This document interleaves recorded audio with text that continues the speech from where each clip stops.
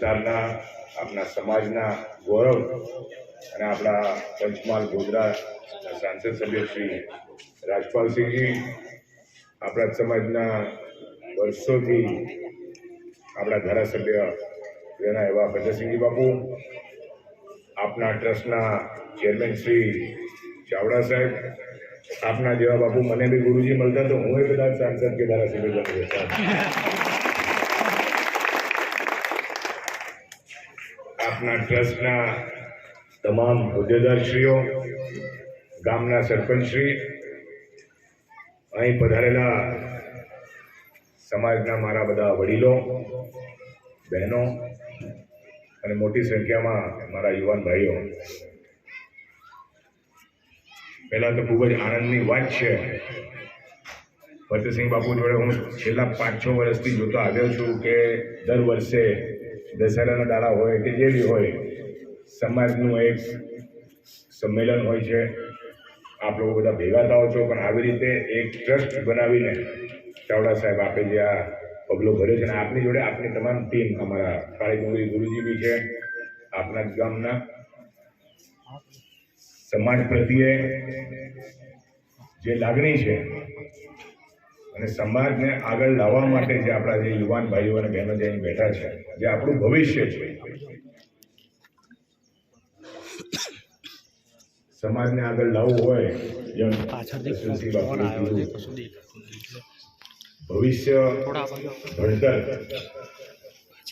તો જ આપણા સમાજના યુવાનો દરેક ક્ષેત્રમાં આગળ આવશે. દરેક ક્ષેત્રમાં આગળ આવે તો જ આપણું સમાજ આગળ આવશે. એટલે આપણે જે કીધું, જે પાવાગઢ પ્રાંત, પાવાગઢના તળેટી પર જે 32 કે 35 ગામોથી આ બધા જે પધાર્યા છે, એટલે આપ સૌને હું ખૂબ ખૂબ દિલથી આપ કરું છું.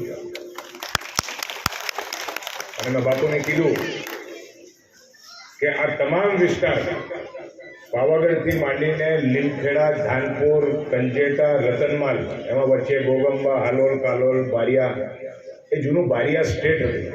વડીલોનો તો ખ્યાલ છે, પણ કદાચ યુવાનનો એ ખ્યાલ ના આવે. તાલુકા ભલે બદલાઈ ગયા હોય, પણ આપણા સંબંધો તો બદલાતા નથી.